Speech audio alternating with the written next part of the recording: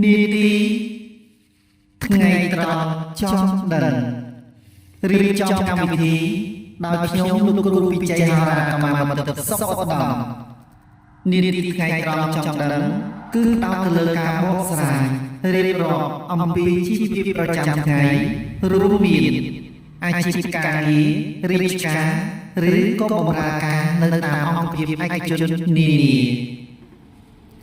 អាជីវករពាណិជ្ជករផ្ដោតអារម្មណ៍ទៅលើការវិនិយោគការលក់ដូរតើការលក់ដូររបស់អស់លោកអ្នកលក់ដូរដាច់ឬមួយក៏យ៉ាងណាបញ្ហាលុយកាក់និងទ្រព្យសម្បត្តិតើមានការចំណាយចាយវាយគ្រប់គ្រាន់ឬក៏កង្វះខាតទៅលើអាជីវភាពប្រចាំថ្ងៃនិងក្នុងសង្គមគ្រួសារស្នេហានិងទំនាក់ទំនងតើការជួបគ្នាការប្រស្រ័យទាក់ទងជាមួយគ្នាបច្ចុប្បន្នទៅអនាគតមានវាសនាឬខុសដំណើរការយ៉ាងណានោះដំណើរកម្សាន្តនិងទេសចរតើគួរដើរកម្សាន្តនៅតំបន់រមណីយដ្ឋានមួយណាដែលប្រកបទៅដោយសុវត្ថិភាព5ចំណុចសំខាន់គឺគ្មានអ្វីក្រៅអំពីរាសីឡើងឬមួយក៏ចុះល្អឬមួយក៏អាក្រក់ដើម្បីបំបត្តិកង្វល់ក្តីឆ្ងល់ការតបប្រមល់ក្នុងចិត្តថារាសីរបស់អស់លោកអ្នកនាឆ្នាំ2024នេះរាសីឡើងយ៉ាងណាឬមួយក៏ចុះឬមួយក៏ឆុងយ៉ាងណានោះសូមទទួលនៅការស្ដាប់ទស្សនាដូចតទៅយើងនឹងជួបជាមួយវាគ្មិន3នាក់រួមទាំងខ្ញុំដែររាសីឆ្នាំនេះតើយ៉ាងណាចិត្តខ្ញុំប្រាថ្នាសែនចង់ដឹងរាសីឡើងចុះយើងខំប្រឹងខ្មែរចិនមិនដឹងដូចតែគ្នាតើឆ្នាំមួយណាដែលត្រូវឆុងខ្ញុំសែនវិលក្បងចិត្តក្រំគ្រាតើឆ្នាំមួយណាឆុងជាមួយគ្នាសូមលោកគ្រូពណ៌នាប្រាប់ខ្ញុំផងអីយ៉ាថ្ងៃនេះចម្លែកណាស់ទោះបីអ៊ំចាស់ក៏យល់បំណងផ្លយសួរលោកគ្រូឆ្នាំឆុងអ៊ំក៏ប៉ងមានគោលបំណងឆ្ងល់ដូចគ្នាសូមក្មួយជួយប្រាប់និងបញ្យល់កុំឲ្យអ៊ំឆ្ងល់ខ្វល់មហិមាតើឆ្នាំមួយណាឆុងជាមួយគ្នាឆ្នាំឆុងប្រាប់គ្នាងាយកាត់ឆុងបើអ៊ំនិងប្អូនចង់ដឹងហើយខ្ញុំមិនកន្តើយកាន់បកាប្រុងសរសេររៀបរាប់ជូនអ៊ំពុកម៉ែម៉ានិងកុងរៀបរាប់ឆ្នាំឆុងដូចតទៅជំរាបសួរលោកអ៊ំតើលោកអ៊ំសុខសប្បាយជាទេនៅពេលថ្ងៃត្រង់នេះតើលោកអ៊ំពិសាបាយហើយឬនៅអូបាទលើកដៃថ្វាយព្រះក្មួយអ៊ំសុខសប្បាយជាទេហើយអាត្មានេះអ៊ំញ៉ាំបាយរួចហើយឆ្ងាញ់ណាស់ណាអូចុះក្មួយយ៉ាងម៉េចដែរអាហារថ្ងៃត្រង់នេះតើឆ្ងាញ់ពិសាដែរទេក្មួយហើយនៅពេលនេះអ៊ំក៏សូមស្វាគមន៍ហ្វេនទាំងអស់គ្នាជូនពរឆ្នាំថ្មីហេងទាំងអស់គ្នាណាបាទថ្ងៃនេះខ្ញុំបាទក៏មានសេចក្តីអំណរសុខសប្បាយរីករាយតែបានរួមដំណើរជាមួយលោកគ្រូសុខឧត្តមហើយនឹងលោកអ៊ំចំណាប់ចូលរួមនៅក្នុងកម្មវិធី3ឯកម្មវិធីទី1មានចំណងជើងថាអរុណរះយើងជួបគ្នាហើយឥឡូវកម្មវិធីដែលលោកគ្រូបានរៀបរាប់ដំណើរដើមតងចងក្រងជាចំណេះដឹងពុទ្ធិដល់អស់លោកនាងកញ្ញានោះគឺនីតិថ្ងៃត្រង់ចង់ដឹងហើយបើសិនជាអស់លោកដែលបានជួបនៅក្នុងអរុណរះយើងជួបគ្នាពេលរហ័សប្រានពីព្រឹកព្រលឹមដោះស្រាយមិនទាន់បានចប់ក៏ងាកមកទទួលជួបគ្នាដោះស្រាយគ្នាម្ដងទៀតនៅថ្ងៃត្រង់ចង់ដឹងក៏ប៉ុន្តែបើដំណោះស្រាយទាំងពីរលើកនោះមិនពុំទាន់បានសម្រេចក៏អញ្ជើញជួបគ្នាម្ដងទៀតនៅរាត្រីជួបគ្នាតាមពាក្យសន្យាបាទជំរាបសួរលោកគ្រូតើថ្ងៃនេះលោកគ្រូមានប្រធានបទអ្វីយកមកចែកជូនដល់អស់លោកនាងកញ្ញាសម្ដេចទ្រង់ឯកឧត្តមនាងអុកញ៉ាព្រមទាំងពុកម៉ែអ៊ំពូមីបងប្អូនលោកគ្រូបាទថ្ងៃនេះតើលោកគ្រូមានប្រធានបទអ្វីហើយលើកយកមកជម្រាបហ្វេនដែរទេលោកគ្រូបាទតើ លោកគ្រូមានប្រធានបទសំខាន់អីដែរតើគ្រូសម្រាប់ថ្ងៃត្រង់នេះបាទអរគុណលោកអ៊ំហើយនិងបងអូនផ្លយប្រធានបទថ្ងៃនេះគឺយើងលើកយកមកនិយាយអំពីឆ្នាំដែលឆុងខ្លាំងនៅក្នុងឆ្នាំ2024នេះមិនតែប៉ុណ្ណោះយើងក៏លើកយកចំណែកមួយនៃការ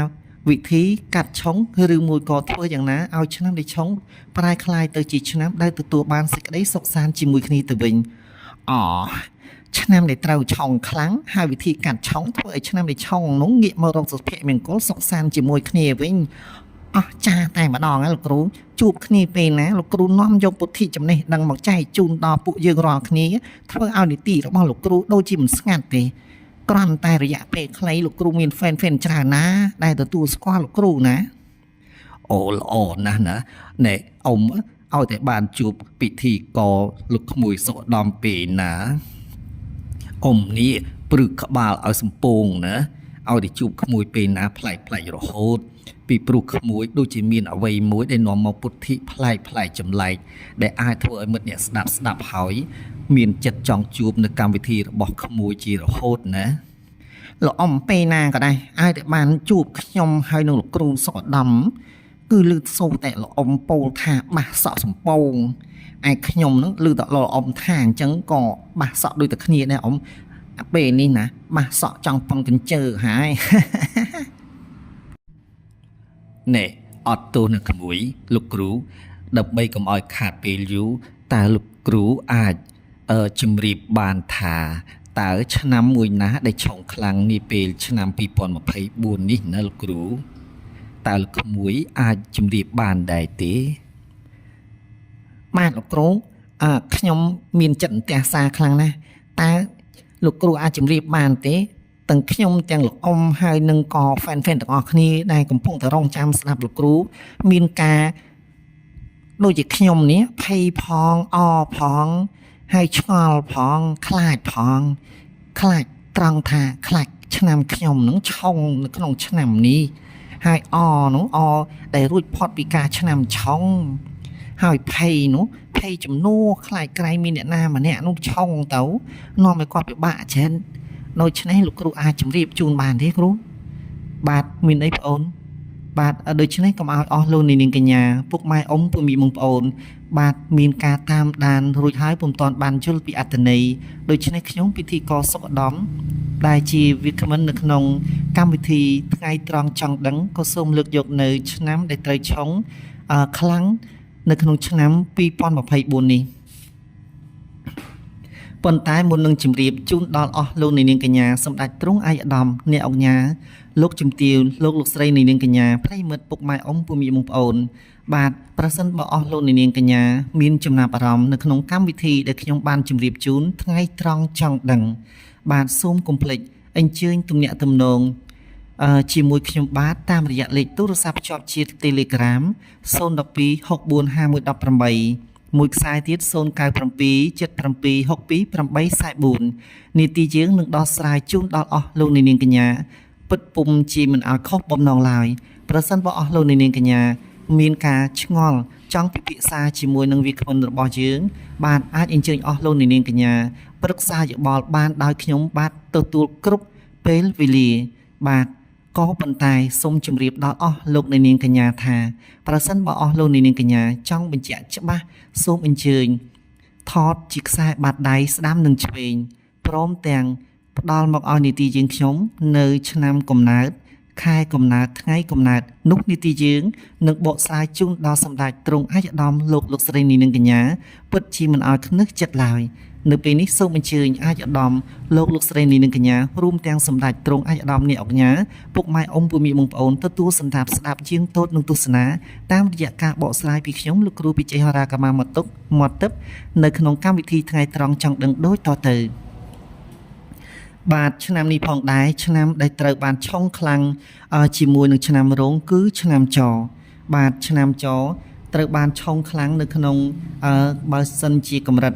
អង្សាដឺក្រេនោះគឺ90ដឺក្រេឬមួយក៏90អង្សាបាទជំរាបជូនត្រឹមប៉ុណ្ណឹងគឺថាឆ្នាំចឆុងជាមួយឆ្នាំរោងខ្លាំងបាទរីឯឆ្នាំបន្តមកទៀត គឺឆ្នាំរោងត្រូវឆុងជាមួយនឹងឆ្នាំឆ្លូវមានន័យថាឆ្នាំឆ្លូវដែលអស់លោកនាងកញ្ញាកើតត្រូវឆុងជាមួយនឹងឆ្នាំរោង 80% រីឯឆ្នាំបន្ទាប់មកទៀតនោះបាទលទ្ធផលនឹងទទួលបាននៅចំណាត់ថ្នាក់បាទ 70% គឺមុំមេឆុងជាមួយរោងបាទអស់លោកនាងកញ្ញាប្រិយមិត្តពុកម៉ែអ៊ំពុំមីបងប្អូនជាទីមេត្រី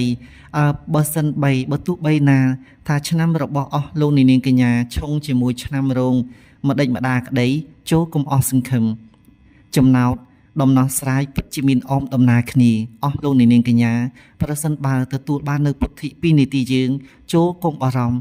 នីតិយើងមិនបំភ័យអស់លោកនាងកញ្ញាទេមានតែចូលរួមដោះស្រាយជូនដល់អស់លោកនាងកញ្ញាប្រសិនបើអស់លោកនាងកញ្ញាឆ្ងល់ថាតើហេតុដូចម្ដេចបានជាត្រូវឆុងខ្លាំងនីតិយើងក៏សូមជម្រាបជូន review ជូនម្ដងទៀតថានៅក្នុងសប្តាហ៍មុននីតិយើងក៏បានជម្រាបអំពីរាសីឡើងឬមួយក៏ចុះដូច្នេះតាក់ទងជាមួយនឹងឆ្នាំឆុងដូចគ្នាប្រសិនបើអស់លោកនាងកញ្ញាសម្ដេចទ្រង់អាយឧត្តមបាទដឹងទុកជាមុនធម្មតាញាណរបស់យើងតែងតែមានញាណពិសេសមួយដែលប្រាប់ពីចំណងប្រាប់ពីមូលហេតុបាទប្រសិនបើយើងឧទាហរណ៍ថាយើងរៀបចេញដំណើរចាក់ចេញពីផ្ទះទៅដើរលេងកម្សាន្តឬមួយក៏ចេញទៅបំពេញកិច្ចការងារនៅតាមមូលដ្ឋានអង្គភាពនានាបាទក្នុងនោះផងដែរអារម្មណ៍យើងចេះតែមិនសប្បាយចិត្តបាទចេះតែមានការចម្ងល់ឆ្ងល់ថាតើភ្លេចអ្វីនោះអស់លោកចេញទៅប្រកាសជាភ្លេចមែនបាទនេះគឺជារឿងពិតនៅក្នុងតថៈនៅក្នុងសង្គមបាទជួនកាលអស់លោកអ្នកបាទភ្លេចសោផ្ទះឬមួយក៏ភ្លេចនៅឯកសារអ្វីផ្សេងដែលយើងពិនិត្យពិចារណាដល់មកចោតហើយនៅតែភ្លេចរនឹកពុំឃើញលុះទៅដល់ពាក់កណ្ដាលផ្លូវឬមួយក៏ទៅចិត្តនឹងដល់ចំណុចដែលយើងត្រូវទៅដល់ទើបអស់លោកនាងកញ្ញានឹកឃើញថាភ្លេចអ្វីមួយតើអស់លោកនាងកញ្ញាខ្ញុំនិយាយជម្រាបជូននេះតើពិតដែរឬទេម្យ៉ាងវិញទៀតនីតិយើងក៏សូមជម្រាបដល់អស់លោកនាងកញ្ញាសម្ដេចទ្រង់អាយឧត្តមប្រសិនបើមុនពេលចាក់ចេញធ្វើដំណើរទៅទីកន្លែងណាមួយក្តីប្រសិនបើមានការសង្ស័យហើយសង្ស័យទៀតនៅអំពីចំណុចដែលមានចំណុចអវិជ្ជមានមានន័យថាពុំសូវល្អមានកង្វល់ទុកព្រួយច្រើនដូច្នេះសូមកុំធ្វើដំណើរបន្តទៅមុខទៀតបាទត្រូវបញ្ឈប់នៅទីកន្លែងត្រឹមនឹងសិនបាទឬមួយក៏បកក្រោយវិញពុំនោះសោតអស់លោកអ្នកនឹងទទួលបាននៅចំណុចអវិជ្ជមានវិបដិសារីជួនកាលអាចអស់មួយជីវិតក៏អាចថាបានបាទនេះគឺជាចំណុចដែលជាតថៈមួយទៀតហើយនៅក្នុងចំណុចដែលខ្ញុំបានរៀបរាប់បាទកាលណាយើងមានក្តីអស់សង្ឃឹមនៅលើរឿងអ្វីមួយដែលពុំទាន់បានមកដល់ហើយយើងកំពុងតែទទួលបានផលជាចំណុចវិជ្ជមានស្រាប់តែយើងគេងយល់សប្តិឃើញនៅដំណើររឿងពុំបានសូវល្អពុំសមប្រកបបាទដូច្នេះពិតជាតថៈនៅក្នុងពេលអនាគតអស់លោកអ្នកប្រកាសជាជួបនឹងចំណុចអវិជ្ជមាននេះបញ្ជាក់ឲ្យឃើញថារាសីរបស់អស់លោកអ្នកប្រកាសជាធ្លាក់នៅថ្ងៃណាមួយខែណាមួយនាពេលអនាគតជាក់ជាមិនខានបាទនេះគឺសពបញ្ជាក់ឲ្យឃើញថាមនុស្សយើងគ្រប់គ្នាអាចនឹងដឹងថារាសីរបស់យើងឡើងឬចុះគឺយើងអាចដឹងមុនក៏ប៉ុន្តែអស់លោកមួយចំនួនធំបាទបានខលមកសួរនីតិយើងថាតើយើងទាំងអស់គ្នាអាចដឹងនៅចំណុចដែលកើតឡើងមានចំណុចវិជ្ជមានអវិជ្ជមានបានហើយយើងពុំអាចទៅជួបជាមួយនឹងលោកគ្រូទាយបានដែរឬទេបាទជួនកាលយើងអាចមិនទៅជួបលោកគ្រូទាយក៏អាចថាបានក៏ប៉ុន្តែប្រសិនបើអស់លោកនាងកញ្ញាយល់ថាគ្រាន់តែចំណាយពេលបន្តិចបន្តួចបាទមិនបានជួបផ្ទាល់ឬមួយក៏ជួបតាមរយៈអនឡាញក្តីបាទចម្ងល់របស់អស់លោកនាងកញ្ញាត្រូវបានបកស្រាយដោយបាទលោកគ្រូអ្នកគ្រូដែលគាត់មានពុទ្ធិចំណេះដឹងមានជំនាញច្បាស់លាស់នៅក្នុងការទូទាយជោគជតារាសីរបស់អស់លោកនាងកញ្ញាតាមរយៈការទូទាយផងតាមរយៈកែប្រែនៅដំណើរជោគវាសនារបស់អស់លោកអ្នកផងបាទចូលគុំស្ដាយប្រាក់ប្រសិនបើជួបនៅវត្ថុពិតរបស់ពិតបាទបំពេញក្តីបំណងឲ្យយើងរួចផុតពីមហន្តរាយបានបាទម្យ៉ាងវិញទៀតប្រសិនបើយើងស្ថិតនៅក្នុងសភាពក្រលំបាកជីវភាពរស់នៅប្រចាំថ្ងៃគ្មានក្តីសង្ឃឹមប៉ុន្តែនៅពេលអនាគតស្រាប់តែយើងមានវាសនាខ្ពង់ខ្ពស់នោះយើងនឹងមានចំណុចចេះតែសប្បាយដោយពុំដឹងខ្លួនបាទធ្វើអ្វីក៏ចេះតែត្រូវធ្វើអ្វីក៏ចេះតែប៉ុនប៉ងដែលពីមុនមកមានគេស្អប់អស់លោកអ្នកមានគេពុំសូវចាប់អារម្មណ៍ស្រាប់តែបន្តិចម្ដងអស់លោកអ្នក នឹងត្រូវបានគេទទួលចាប់អារម្មណ៍ជាបណ្ដាមានការកោតសរសើរមានការផ្ដល់ជាចំណុចវិជ្ជមានជាដំណឹងល្អជាប្រាក់កាក់បន្តិចបន្តួចជាសមានចិត្តនៃការរាប់អាននេះក៏សបបញ្ជាក់ឲ្យឃើញថារាសីរបស់អស់លោកនាងកញ្ញាបាទពិតជាមានដំណើរការឡើងវិញហើយ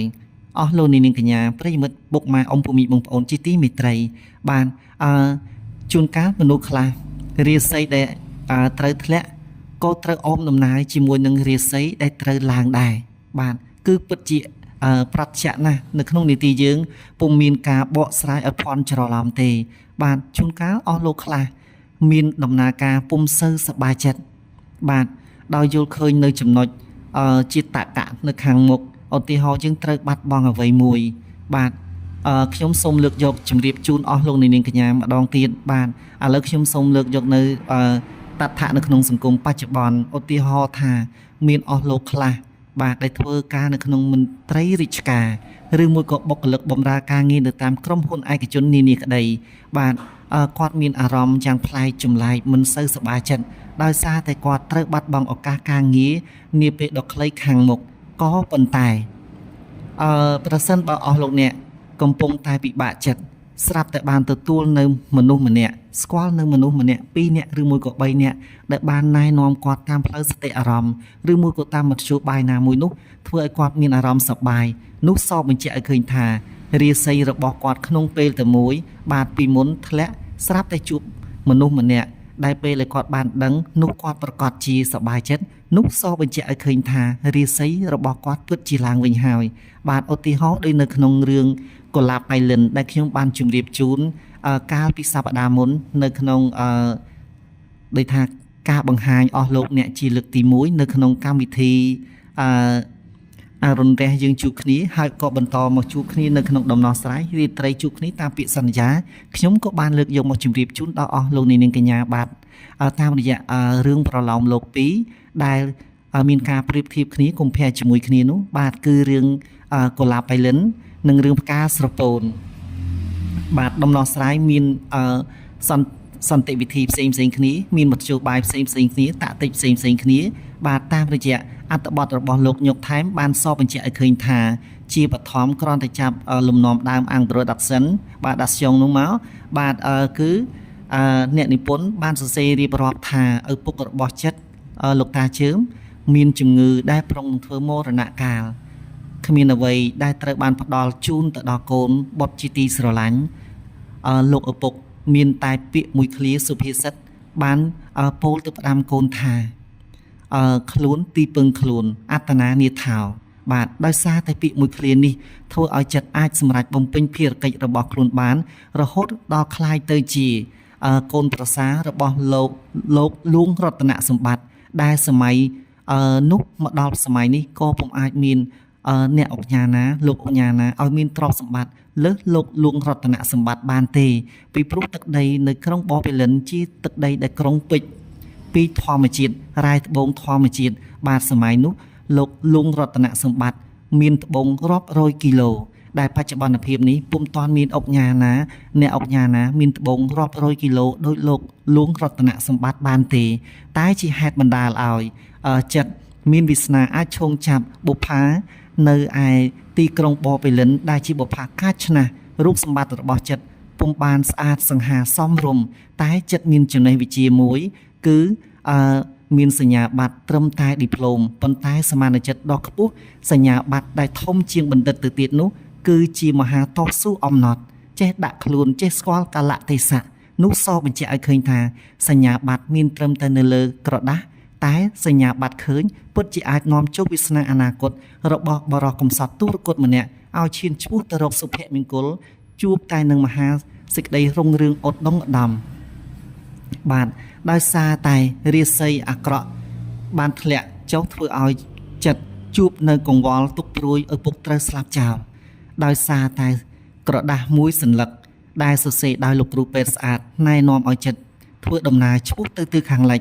បាទដូច្នេះអស់លោកនាងកញ្ញាប្រសិនបើអស់លោកនាងកញ្ញាបានស្ដាប់នៅនីតិរបស់យើងអស់លោកនាងកញ្ញាពិតជាបានទទួលនៅចំណាប់អារម្មណ៍ដូចជាក្នុងរឿងឯកសហរាត្រី1000មួយយប់បាទឬក៏នៅក្នុងរឿងនគរ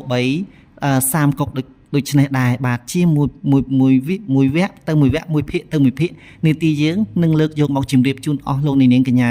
បាទពិតជាពុំឲ្យអស់លោកនាងកញ្ញាមានការធុញទ្រាន់ប្រសិនបើអស់លោកនាងកញ្ញាមានពុទ្ធិខ្លះទទួលបាននៅចំណេះដឹងពីនីតិយើងជាក់ជាមិនខានបាទដោយសារតែក្រដាស់មួយសន្លឹករបស់លោកគ្រូពេទ្យស្អាតបានណែនាំឲ្យចិត្តធ្វើដំណើរឆ្ពោះទៅទីក្រុងបៃលិនដោយមិនភ្លេចពោលនៅពាក្យថាត្រូវតែមានចិត្តអំណត់ដោយសារតែចិត្តយល់ថាកលៈទេសៈនេះចិត្តត្រូវតែលះបង់អ្វីៗទាំងអស់ដើម្បីអនាគតទាំងកម្លាំងកាយនិងកម្លាំងចិត្តទទួលស្គាល់នៅការប្រមាថមើលងាយពីថៅកែស្រីរបស់ខ្លួនគឺខុននារីដោយសារតែការអំណត់ការតស៊ូនៅក្នុងឆាកជីវិតយកជីវិតទៅបដូរដោយសច្ចភាពលះបង់ជីវិតដើម្បីតែថៅកែរបស់ខ្លួនទីបំផុតធ្វើឲ្យចៅវាយស្រីរបស់ខ្លួនដែលធ្លាប់តែប្រមាថមើលងាយកូនឈ្នួលកូនកំឡោះរបស់ខ្លួនបែរជាបាក់ចិត្តប្រគល់បេះដូងបរិសុទ្ធដោយមិនប្រកាន់វណ្ណៈនេះសបញ្ជាក់ឲ្យឃើញថាដោយសារតែរិស័យដូច្នេះអស់លោកនាងកញ្ញាសូមកុំភ្លេចប្រសិនបើអស់លោកនាងកញ្ញាបានទទួលស្ដាប់នៅចំណេះដឹងនៅក្នុងថ្ងៃដែលខ្ញុំបានជម្រាបជូនថាឆ្នាំចឆុងជាមួយឆ្នាំរោង90ដឺក្រេឬមួយក៏90អង្សាឆ្នាំរោងឆុងជាមួយឆ្នាំមមែ70%ឆ្នាំរោងឆុងជាមួយឆ្នាំឆ្លូវ80%ចូលកុំអស់សង្ឃឹមបាទប្រសិនបើអស់លោកនាងកញ្ញាមានចម្ងល់មានបញ្ហាដោយប្រការណាមួយកុំភ្លេចជួបជាមួយខ្ញុំលោកគ្រូវិជ័យហោរាកម្មមិត្តទើបសុខឧត្តមប្រៀបបានខ្ញុំដូចជាលោកគ្រូពេទ្យស្អាតបាទសរសេរក្រដាស់មួយសន្លឹកជូនទៅចិត្តនោះនឹងនាំឲ្យវាសនាចិត្តคล้ายទៅជាកូនថៅកែកូនប្រសារបស់ថៅកែលងរតនសម្បត្តិមហាសាលទ្រព្យត្បូងពេជ្រដ៏ច្រើនដែលសម័យនេះក៏ពុំអាចកណនីជូនបានបាទអស់លោកត្រូវចងចាំថាទោះបីជាពូកែយ៉ាងណាខ្លាំងក្លាយ៉ាងណាមានឋានៈខ្ពង់ខ្ពស់ដល់ឋានៈមន្ត្រីរដ្ឋមន្ត្រីឬមួយក៏មានងារជាស្ដេចមហាសាលយ៉ាងណាបាទដូចជានៅក្នុងចំនួនណាប៉ូឡុងដែលគាត់គឺមានចំណេះដឹងពុទ្ធិខ្ពង់ខ្ពស់ទាំងផ្នែកដឹកនាំកងទ័ពទាំងផ្នែកចិត្តសាស្ត្របាទទីបំផុតដោយសារតែរាសីរបស់ណាប៉ូឡុងធ្លាក់បានធ្វើឲ្យបាត់បង់ទាំងជីវិតបាត់បង់ទាំងកិត្តិយសនេះក៏ព្រោះតែដោយសារព្រះអង្គមានការធ្វេសប្រហែសមានអំណាចបាទជឿជាក់ទៅលើខ្លួនឯងខ្លាំងពេកដោយពុំបានគិតអំពីដំណើរជោគជតារាសីរបស់ទ្រង់ពីព្រោះទ្រង់គឺជាអ្នកព្យាករនិយមជាអ្នកដែលទូទាយដល់ល្បីល្បាញរហូតមកដល់បច្ចុប្បន្នភាពនេះក៏មានមនុស្សមួយចំនួនក៏បានយកចំណេះរបស់ទ្រង់មកបម្រើជីវភាពរស់នៅប្រចាំថ្ងៃបានដែរក៏ប៉ុន្តែដោយសារតែមានការអំនួតខ្លាំងពេកនៅក្នុងសម័យនោះដោយទ្រង់យល់ឃើញថាគ្មានអ្នកណាពូកែដូចទ្រង់ឡើយទាំងល្បិចកលយុទ្ធសាស្ត្រនៅក្នុងការប្រយុទ្ធដើម្បីទន្ទ្រានយកប្រទេសដទៃមកធ្វើនៅក្រោមទ្រនាប់អាណានិគមរបស់ប្រទេសខ្លួនរួមផ្សំទាំងផ្នែកមានចំណេះដឹងខ្ពង់ខ្ពស់បាទធ្វើឲ្យលោកមាននៅការគេហៅថាមានអ្នកពុទ្ធិមានន័យថាលោកទទួលស្គាល់ថាមានតែខ្លួនឯងទេដែលជាមនុស្សឯកោនិយមផ្នែកចំណេះដឹងធ្វើឲ្យលោកមានការប្រមាថដោយមិនទទួលស្គាល់ស្ដាប់ឱវាទរបស់អ្នកដទៃទីបំផុតត្រូវបានស្លាប់ដោយសារតែក្រដាស់មួយសន្លឹកដូចគ្នាអស់លោកនាងកញ្ញាជឿជាក់ថាក្រដាស់មួយសន្លឹករបស់លោកគ្រូពេទ្យស្អាតអាចធ្វើឲ្យវាសនារបស់ចិត្តคล้ายទៅជាកូនប្រសាអ្នកមានទ្រព្យស្ដុកស្ដំនៅក្នុងទីក្រុងបូប៉េលិនគឺកូនប្រសារបស់លោកលងរតនសម្បត្តិព្រមទាំងបានភរិយាដ៏ស្រស់ស្អាតគឺកញ្ញាខុននារីចំណែកក្រដាស់ដ៏សតូចមួយស្អាតច្រឡឹងត្រូវបានសម្លាប់វាសនារបស់មនុស្សដែលជាបុព្វការីដែលជាអិសរជននយោបាយជាន់ខ្ពស់ដែលជាផ្នែកអធិរាជដឹកនាំប្រទេសឆ្លងកាត់មហាប្រទេសយ៉ាងច្រើនដោយសារតែក្រដាស់មួយសន្លឹកធ្វើឲ្យខ្មាំងចាប់បានតាមរយៈនិរសាអាចសម្លាប់ទាំងវាសនានិងអនាគតធ្វើឲ្យខូចកិត្តិយសរបស់ទ្រង់អស់មួយជីវិតនោះគឺស្ដេចណាប៉ូឡុងនីប្រទេសបារាំងស្ដេចនៅប្រទេសបារាំងបាទដូច្នេះសបញ្ជាក់ឲ្យឃើញថារាសីរបស់មនុស្សអាចសម្លាប់មនុស្សបានតាមរយៈទីប្រឹក្សាឬមួយក៏អភិបាលនៃកិច្ចពិភាក្សាក្នុងនោះផងដែរនៅក្នុងរឿងផ្កាស្រពោនបាទរាសីរបស់ចៅចិត្តក៏ដូចគ្នាកំពុងតែឡើងរាសីរបស់ប៊ុនធឿនបាទនៅក្នុងរឿងផ្កាស្រពោនតួស្រីវិធីវីឯតួអង្គឯកបរោះគឺប៊ុនធឿនបាទប៊ុនធឿនគ្មានទីប្រឹក្សាផ្ដល់យោបល់មិនមែនដូចក្នុងរឿងកលាបៃលិនទេដែលបើកលំនាំឆាកភ្លាមគឺលោកគ្រូពេទ្យស្អាត ជាអភិបាលជាទីប្រឹក្សាដ៏ល្អជួយណែនាំតម្រង់ទិសអាចធ្វើឲ្យជីវិតរបស់បុគ្គលដែលកំសត់ទុរគតអាចคล้ายទៅជាអ្នកមានទ្រព្យស្រុកស្ដំចំណែកឯនៅក្នុងរឿងផ្កាស្រពោនមានឋានៈដូចជាចៅចិត្តដែរបាទខ្ញុំចង់និយាយអំពីឋានៈដូចចៅចិត្តមិនសំដៅទៅលើរឿងឋានៈទ្រព្យសម្បត្តិទេពីព្រោះទ្រព្យសម្បត្តិរបស់ប៊ុនធឿនក្នុងសម័យនោះគឺខ្លាំងក្លាណាស់ដែរពីព្រោះងារជាដង្ខៅរបស់ឪពុកប៊ុនធឿនមិនណយប្រមាណទេព្រោះនៅក្នុងខេត្តបាត់ដំបងគាត់មានងារជាដង្ខៅគឺមានទ្រព្យស្រុកស្ដំតែរាសីចុះត្រូវបណ្ដាលឲ្យលិចទូកឬមួយក៏កណូតលិចស្រូវរហូតដល់ធ្លាក់ខ្លួនក្ររហូតដល់បាត់បង់ជីវិតថែមទៀតឪពុករបស់ប៊ុនធឿនប៉ុន្តែខ្ញុំចង់និយាយអំពីឋានៈគឺចំណេះវិជ្ជារបស់ប៊ុនធឿននិងចៅចិត្តស្មើគ្នាគឺមានសញ្ញាបត្រឌីប្លូមដូចគ្នាបាទប៉ុន្តែប៊ុនធឿនពុំមានទីប្រឹក្សាផ្ដល់យោបល់ជំនួយការឲ្យទេមានតែខ្លួនទីពឹងខ្លួនអស់សង្ឃឹមខ្លួនឯងហើយមិនប្រឹងតស៊ូងើបរើបំរាស់បណ្ដោយឲ្យសង្សារត្រូវឃ្លាតចាកឆ្ងាយទៅស្លាប់ដោយគ្មានមូលហេតុច្បាស់លាស់នាងត្រូវស្លាប់ដោយសារតែសង្សាររបស់ខ្លួនជាបរិះកំសាកជាបរិះដែលដឹងថានាងកំពុងតែស្រឡាញ់ខ្លួនកំពុងតែមានវិបត្តិដោយសារខ្លួនចំណែកខ្លួនវិញបែរជាប្រងើយកន្តើយបែរជាដើរទៅរកឃ្មុំបែរជាដើរទៅរកត្រីនៅឯតំបន់ចុងកាត់មាត់ញោកនីតំបន់ទន្លេសាបនីស្រុកសង្កែទៅវិញនេះសបញ្ជាក់ឲ្យឃើញថាចំណុចអវិជ្ជមានរបស់ប៊ុនធឿនពុំបានធ្វើឲ្យវិធីវីបានស្ទុះស្ទារស់រានមានជីវិតជាហេតុបណ្ដាលឲ្យនាងលងខ្លួនស្រឡាញ់ទៅលើបរិះអសមត្ថភាពរហូតដល់បាត់បង់ជីវិតបើសិនជានារីសម័យឥឡូវនេះគឺខ្ញុំជឿជាក់ថាពុំអាចទទួលយកបរិះដែលអសមត្ថភាពទាំងផ្នែកចិត្តគំនិតដូចប៊ុនធឿនបានទេបាទពីព្រោះក្នុងរឿងផ្កាស្រពោនជីនួនបានលើកវិធីវីទៅឲ្យកំឡោះដល់ស្អាតស្រស់សង្ហាជាអ្នកមានទ្រព្យសម្បត្តិស្រុកស្ដំគឺណៃសតគឺជាតួអង្គមួយដ៏ល្អដែរខ្ញុំជឿជាក់ថានៅក្នុងសម័យឆ្នាំ2024នេះពិតជាមានបើសិនជាណៃសតនៅហើយវិធីវីនៅរស់ដល់សម័យនេះពិតជាពុំអាចទទួលបាននៅលក្ខខណ្ឌរងចាំបរោះដែលអសមត្ថភាពដូចប៊ុនធឿនហើយតស៊ូរហូតដល់ស្លាប់ខ្លួនបានទេអស់លោកអ្នកជឿជាក់ថារាសីរបស់យើងបើសិនជាមានទីប្រឹក្សាដ៏ល្អឯកជាជំនួយការដ៏ល្អឯកអស់លោកអ្នកពិតជាទទួលបាននៅសុភមង្គលចូលកុំអស់សង្ឃឹមដូច្នេះងាកមកក្នុងនីតិថ្ងៃត្រង់ចង់ដឹងអំពីកម្មវិធីរបស់យើងក៏ដូចគ្នាប្រសិនបើអស់លោកនាងកញ្ញាមានចម្ងល់មានយោបល់ខ្វល់ខ្វាយដោយប្រការណាមួយសូមកុំភ្លេចទទួលខ្ញុំជាទីប្រឹក្សារបស់អស់លោកអ្នកពិតជាមិនខុសបំណងឡើយនៅពេលនេះនីតិយើងក៏បានឈានមកដល់ទីបញ្ចប់តែមុននឹងជម្រាបលាសូមបញ្ជាក់ទៀតថាឆ្នាំដែលត្រូវឆុងខ្លាំងនៅក្នុងឆ្នាំ2024នេះគឺឆ្នាំរោងឆុងជាមួយឆ្នាំច 90% ឆ្នាំរោងឆុងជាមួយឆ្នាំមមេ 70% ឆ្នាំរោងឆុងជាមួយឆ្នាំឆ្លូវ